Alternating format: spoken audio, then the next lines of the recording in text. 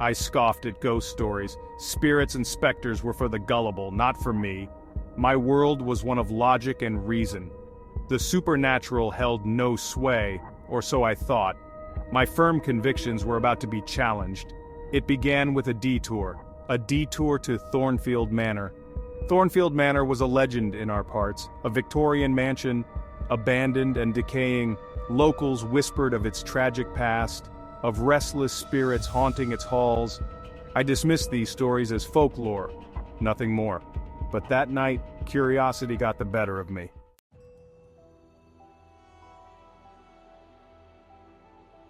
The sun was setting as I approached the manor. A blanket of fog had descended, adding to the eerie atmosphere. The iron gates creaked open as if warning me away. I ignored their silent plea. My skepticism battled with a growing unease. The drive up to the manor was unsettling. Overgrown trees lined the path, their branches twisting together like grasping claws.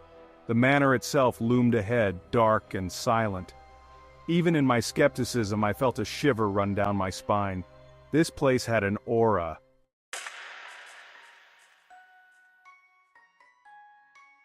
I stepped out of my car into the stillness. The air was heavy with moisture and the scent of decay. The silence was broken only by the rustling of leaves in the wind.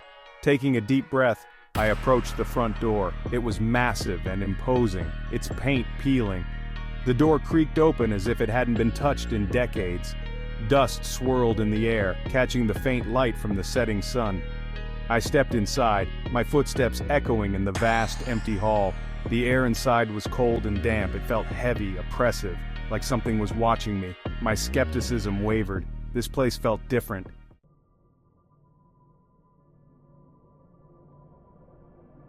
The entry hall was vast and imposing. A grand staircase swept upwards into darkness. Cobwebs draped the walls like macabre decorations. Dust lay thick on the floor, undisturbed for years. The silence was heavy, broken only by the sound of my own breathing. I shone my flashlight around, the beam cutting through the gloom. Portraits of stern-faced individuals stared down from the walls. A sudden creak from the floorboards above made me jump. I listened intently, but the sound was not repeated.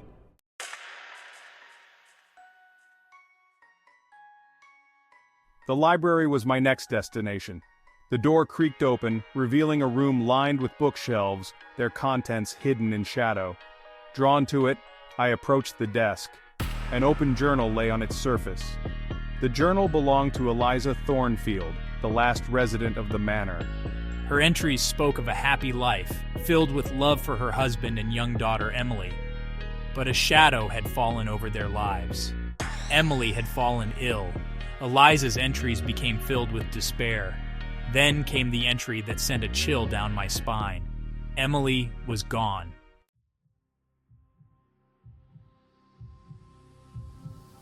I closed the journal, my heart heavy. Eliza's words painted a picture of a woman consumed by grief, her sanity unraveling in the wake of her daughter's death. Had she truly experienced something supernatural, or had her grief manifested itself in these unsettling events? I decided to explore further, drawn upwards by an unseen force. The stairs creaked under my weight as I ascended to the second floor. A sense of foreboding settled over me. The air felt colder here, heavier. I paused, listening, but there was only silence, or so I thought. A soft giggle, barely audible, reached my ears. It seemed to come from the end of the hallway, emanating from a room with its door slightly ajar. My heart pounded in my chest as I approached, my hand trembling as I pushed the door open. It was a child's bedroom, its walls adorned with faded floral wallpaper. A rocking horse stood frozen in mid-gallop in the center of the room.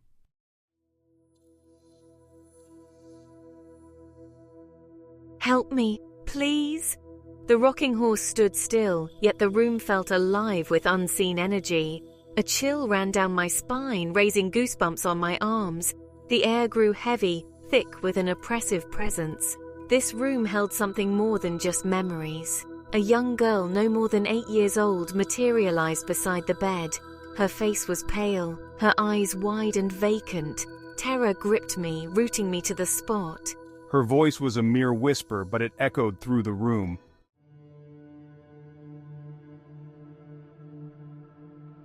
The girl took a step towards me, her bare feet making no sound on the wooden floor. Her lips moved, but no sound emerged.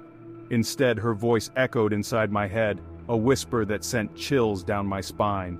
Help me, I can't leave. I wanted to speak, to ask her who she was, what she needed, but my voice caught in my throat. Fear had me in its icy grip, paralyzing me. I could only stare at the apparition before me, my mind reeling from the impossible truth. The girl reached out a hand, her touch sending a jolt of cold through my body. I stumbled backwards, my heart pounding against my ribs. The room seemed to spin, the walls closing in. I was trapped, not by physical barriers, but by the sheer terror of the situation.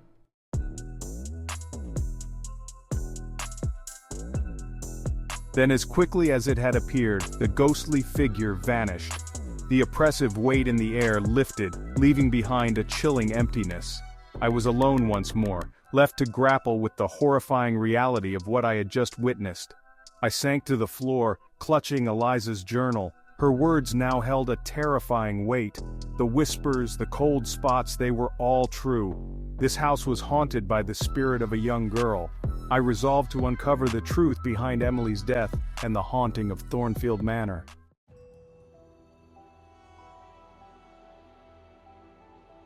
Madame Serafina. The name jumped out at me from the pages of Eliza's journal. A beacon of hope in Eliza's descent into despair. Eliza, consumed by grief and fear, had sought out the medium, believing she could communicate with Emily, bring her peace. I found a small velvet pouch tucked within the journal. Inside, a silver locket engraved with the initials E.T. Emily Thornfield. A wave of sadness washed over me. Eliza's love for her daughter resonated from the worn metal. This locket, likely clutched by both mother and daughter, now held the key to unraveling the mystery. Madame Serafina, according to Eliza, was a woman of great power, able to bridge the gap between the living and the dead. Eliza had chronicled their sessions in detail, her words filled with a desperate hope. But there was a shift in Eliza's writing after Madame Serafina's arrival. A subtle change, a growing unease.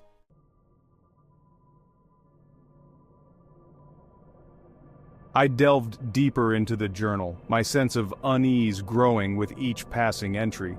Eliza's descriptions of Madame Serafina's successes were vague, lacking the detail of previous entries.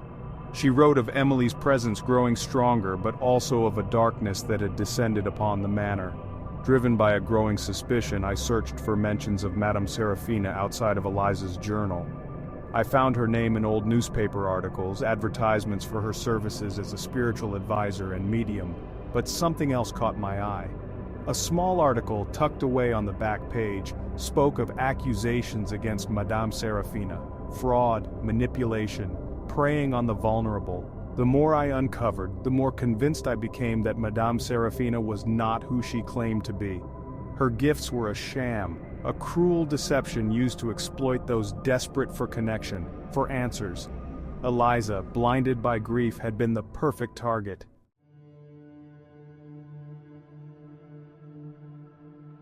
Eliza's final journal entry was a frantic scrawl filled with fear and regret. She wrote of Madame Serafina's final visit, a ritual gone wrong. The air had grown thick, heavy with a malevolence that sent shivers down Eliza's spine. Emily's presence, once a source of comfort, had morphed into something dark and unsettling. Madame Serafina had fled the manor that night, leaving Eliza to face the consequences of her actions. The darkness lingered, feeding on Eliza's fear and despair. It had twisted Emily's spirit, trapping her in a prison of her own making. I closed the journal, my heart heavy with a chilling realization. Madame Serafina had not helped Emily find peace. She had used Eliza's grief to bind Emily's spirit to the manor, creating the very haunting that plagued Thornfield to this day. The weight of responsibility settled on my shoulders. I had stumbled upon a truth far more sinister than I could have imagined. The task ahead was clear. I had to undo the damage inflicted by Madame Serafina, to free Emily from the shackles of her misguided ritual.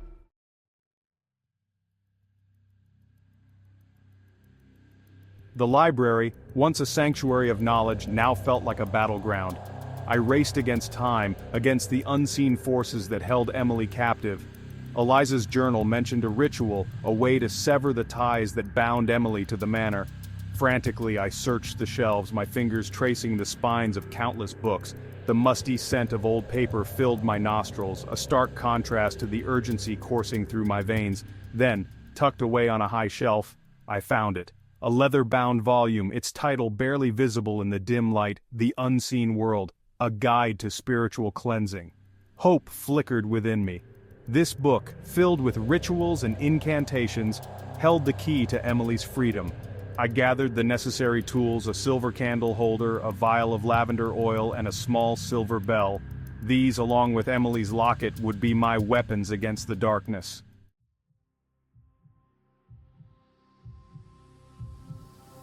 Confronting the darkness. I chose Emily's room for the ritual, the place where her spirit seemed strongest. The air hung heavy with anticipation as I arranged the items on the floor, following the instructions in the book with meticulous care. The silver candle cast long dancing shadows on the walls, adding to the surreal atmosphere. A deep breath. Focus. I began the incantation, my voice echoing in the stillness. The words felt foreign on my tongue, yet they resonated with a power that sent shivers down my spine. The air grew colder, the shadows deepening. The room seemed to contract, the walls closing in. Then, it hit me. A wave of icy air swirling around me, carrying the scent of decay and despair. The hair on the back of my neck stood on end, my senses on high alert. Fear threatened to overwhelm me, but I pressed on, my voice growing stronger, fueled by a desperate determination.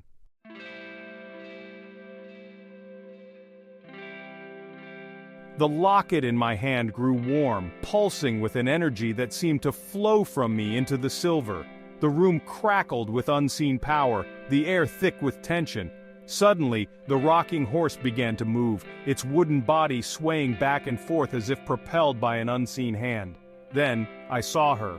Please help me. Emily. She materialized before me, her form more solid than before, her eyes wide with a mixture of fear and hope. The shadows that had clung to her seemed to recede, replaced by a soft, ethereal glow. Her plea ignited a fire within me, a surge of determination that banished the last vestiges of fear.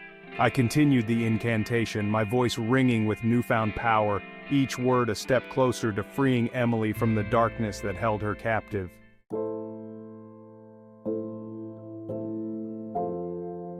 The air crackled, a crescendo of energy building around us. Emily's form flickered, her image growing fainter, yet her presence felt stronger than ever. A warmth spread from the locket in my hand, a beacon of hope cutting through the oppressive atmosphere.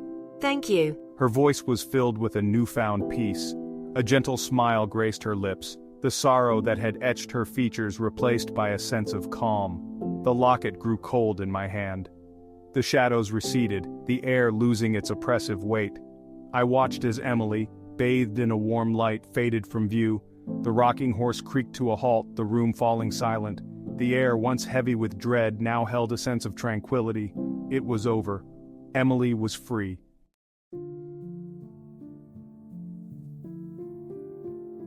I left Thornfield Manor as dawn broke, the first rays of sunlight painting the sky in hues of orange and gold. The manor, no longer menacing, stood bathed in the soft morning light, its silhouette softened by the rising sun.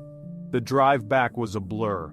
My mind raced, replaying the events of the night, struggling to reconcile my skepticism with the undeniable truth of what I had experienced. The world seemed different, altered somehow. The veil between the seen and unseen had been lifted, revealing a reality I had once dismissed as fantasy. I never spoke publicly about what happened at Thornfield. Some stories are not meant to be shared, some truths too personal, too profound. But the memory of that night, the chilling encounters, and the triumph of freeing Emily's spirit remained etched in my mind.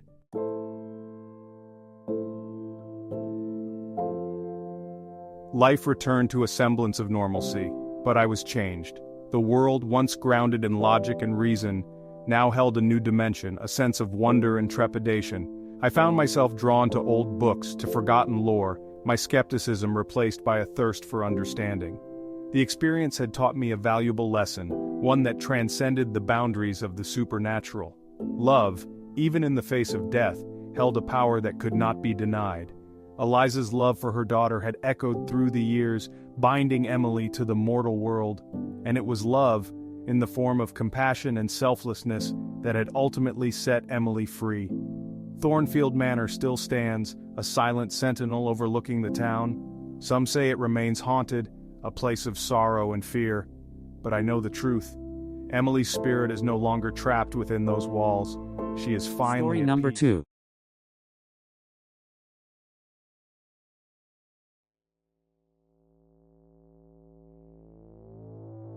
The highway stretched before me endless. The moon hung low, casting long, eerie shadows. I was miles from home. My eyelids felt heavy. The hum of the engine was hypnotic. Hours ticked by. I was alone, or so I thought. Then I saw her, a figure by the side of the road, thumb extended, asking for a ride. My gut screamed at me to keep driving, but something drew me in. I hoped I wouldn't regret this.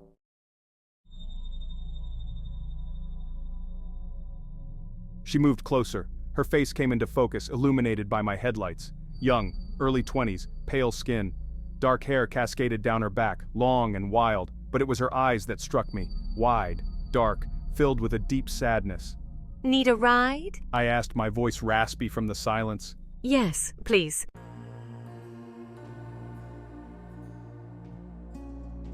Heading into town, I said, trying to make conversation. You?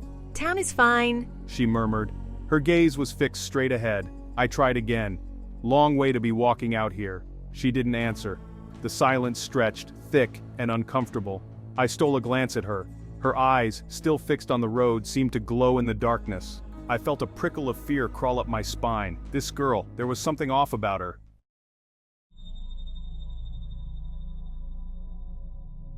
We neared the edge of town. Streetlights flickered to life, casting a sickly yellow glow. The girl finally turned to me, her eyes locked onto mine. Intense, desperate. Can you take me to Miller's Bridge? She asked. Her voice was urgent now. My heart sank. Miller's Bridge, a rickety wooden structure closed for years. Dangerous. What did she want to go there for? I took a deep breath and made a decision I knew I might regret.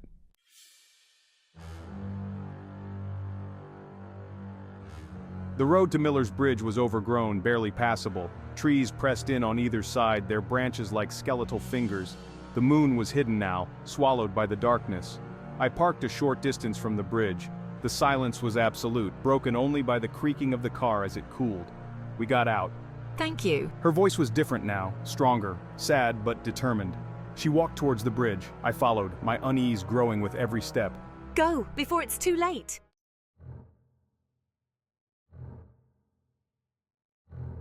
Her words struck me like a physical blow. Before it's too late. Too late for what? I took a step back, fear gripping me like a vice. And then, I heard it, a splash, followed by a scream. Her scream. I spun around. She was gone. I rushed to the railing, my blood turning to ice. The river rushed below, dark and unforgiving. No, no, no, no! What had just happened? And who was she?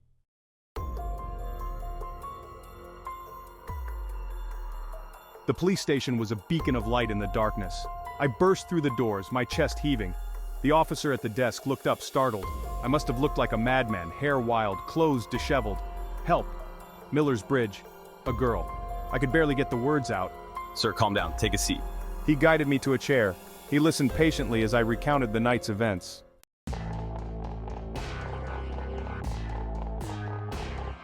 Stories? What stories? I shook my head, my confusion growing. The officer leaned forward, his voice low. They say the bridge is haunted, he said, by the ghost of a young woman. He told me about Emily Miller, a local girl, full of life and laughter, found drowned in the river 20 years ago. Her death, officially an accident, had always been shrouded in whispers. Whispers of foul play, of a heartlessly broken, and ever since people claimed to see her. A lone figure by the road, thumb outstretched, asking for a ride to Miller's Bridge. Always the same story, always ending in tragedy.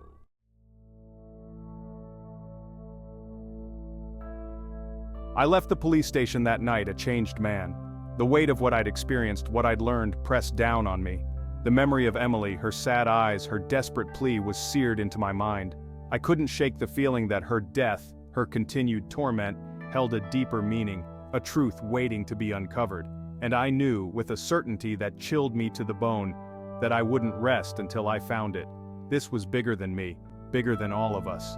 Emily's story was a tragedy, a mystery, a plea for justice, and I, whether by fate or accident, had become entangled in its web. I owed it to her memory, to see it through.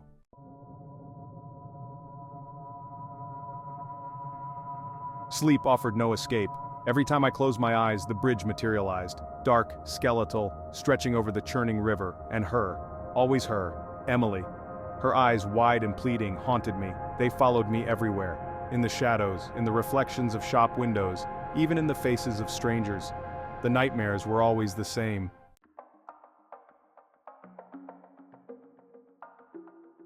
I couldn't let it go. Emily's story, her unfinished business, had become intertwined with my own. I owed it to her, to myself, to find out what really happened that night on Miller's Bridge. The library became my sanctuary. Old newspapers, town records, anything that could shed light on Emily's life and death. The librarian, a kindly old woman with a knowing look, offered a sympathetic ear and a steady supply of strong coffee. The more I learned, the more determined I became. Emily wasn't just a name in a police report, a ghost story whispered in hushed tones. She was real, a daughter.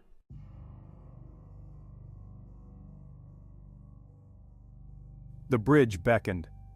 I found myself drawn back to Miller's Bridge, compelled by a force I couldn't explain.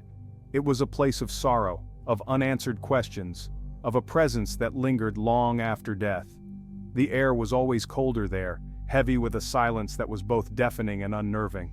The river flowed beneath, its dark waters whispering secrets I couldn't quite grasp. One night, as the moon cast long, eerie shadows across the bridge, I heard it. A voice, soft as a sigh, yet clear as a bell. "Help me!" I spun around, my heart pounding in my chest. The bridge was deserted. Had I imagined it? Was I losing my mind? Or was it her? Emily, reaching out from beyond the grave.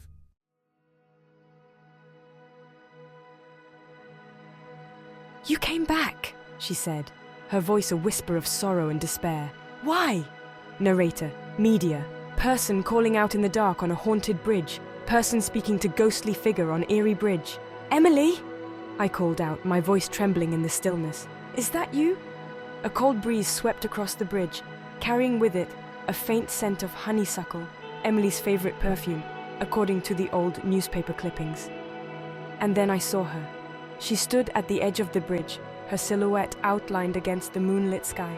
Her long dark hair flowed in the breeze, and her white dress seemed to shimmer in the darkness. "I had to," I replied, taking a step closer. "I couldn't forget you. I needed to know the truth."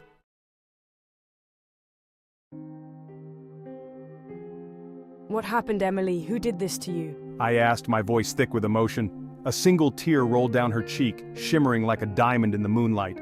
"It was no accident. He took my life, and now he holds my soul captive." "Who, Emily? Tell me his name." Her form flickered, her grip on the earthly realm weakening. "Find him, expose his lies.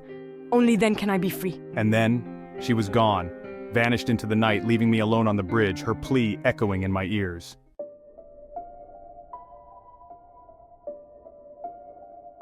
Days turned into weeks. Weeks bled into months. Emily's plea for justice echoed in my ears, driving me forward. Sleep remained elusive, punctuated by nightmares of the bridge and her anguished face.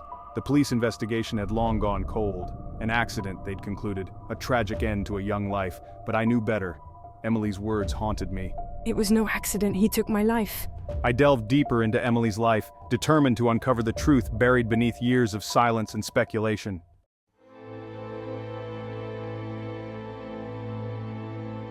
But as we talked, a bottle of whiskey shared between us, the dam of his silence began to crack. He was hesitant at first, reluctant to reopen old wounds. I found him in a dilapidated house at the edge of town, his face hidden behind a thick beard, his eyes filled with a weary sadness. Haunted by the past, they whispered. A recluse, they called him. Emily's boyfriend at the time of her death. My search led me to Thomas Reed. Everyone loved her. Kind, loving, full of life. She was special, Emily. He paused, taking a long drink from his glass. Everyone except...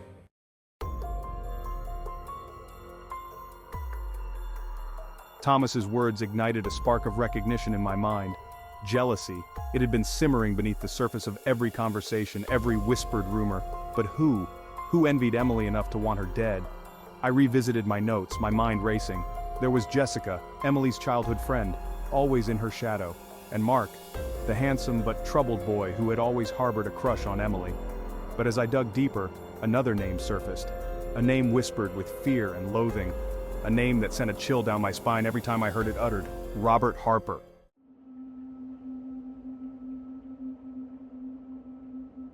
My investigation led me down a twisted path of secrets and lies. I uncovered a web of jealousy, betrayal, and a darkness so profound it threatened to swallow me whole. I discovered that Robert Harper had been deeply infatuated with Emily, showering her with praise and attention that went beyond the boundaries of a student-teacher relationship. He had even tried to sabotage her budding relationship with Thomas, fueling the flames of jealousy and suspicion. But the more I learned, the more elusive the truth became. Witnesses clammed up, their memories conveniently hazy. Evidence disappeared as if erased from existence. It was as if someone was one step ahead of me, determined to keep the truth buried. But I refused to give up. Emily was counting on me.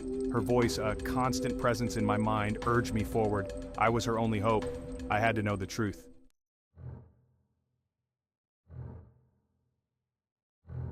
Section 5. The clock ticks. The pressure mounted with each passing day.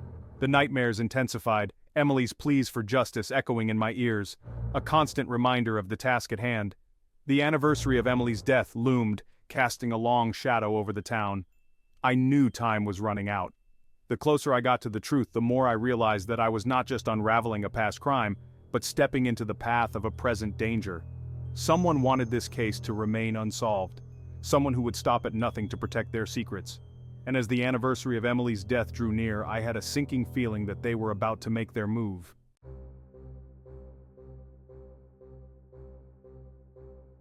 The air hung heavy, thick with anticipation.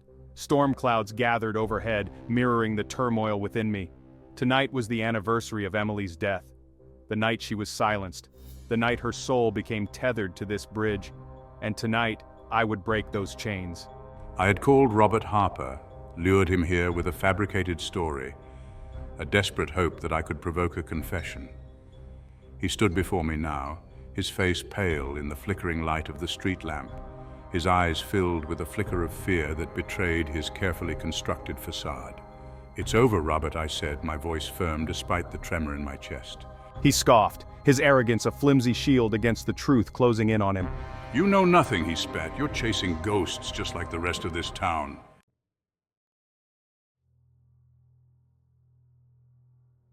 "Don't you dare talk about her like that. She was too good for you, too talented. You couldn't stand to see her shine." He took a step back, his composure faltering. "You have no proof." His voice was trembling now. "Oh, but I do." I countered, pulling out a small, worn notebook from my coat pocket.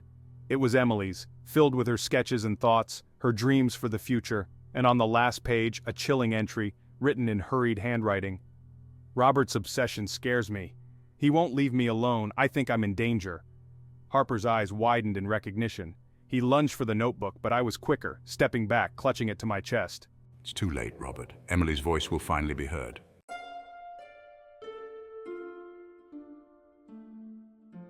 The storm broke then, rain lashing down upon us, a torrent of fury unleashed. And in the chaos, Robert Harper confessed, his words tumbled out, a torrent of guilt and rage as he recounted that fateful night on the bridge.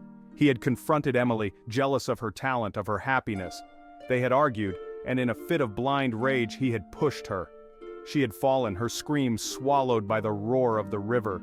The police arrived then, alerted by an anonymous tip I had arranged, knowing that Harper's arrogance would lead him to return to the scene of his crime.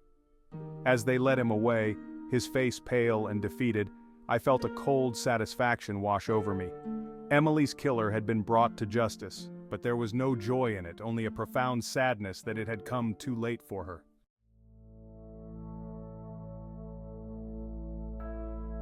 I stood on the bridge, the storm finally subsiding, a sense of calm settling over me. The air felt lighter now, cleansed by the rain, by the truth. And then, I saw her. Emily stood before me, her form shimmering in the moonlight, a serene smile gracing her lips. Her eyes, once filled with sadness and fear, now shone with peace. Thank you. You kept your promise. I nodded, tears welling up in my eyes. Rest easy now, Emily, you are free. And as I watched, she began to fade, her form dissolving into the moonlight until only a faint glow remained. The bridge, no longer a place of sorrow and fear, was bathed in an ethereal light, a testament to the innocent life lost and the justice finally served.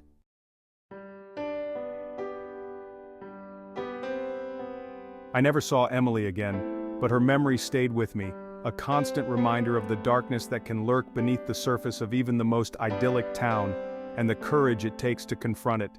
The old Miller's Bridge remained closed, a silent sentinel guarding the secrets of the past. But it was no longer a place of dread. It had become a place of remembrance, of peace.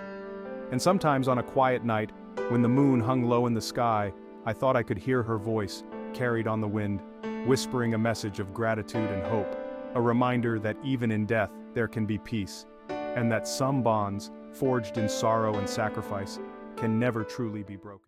Share your thoughts below, don't forget to like and subscribe, and you can check out more videos like these, right now.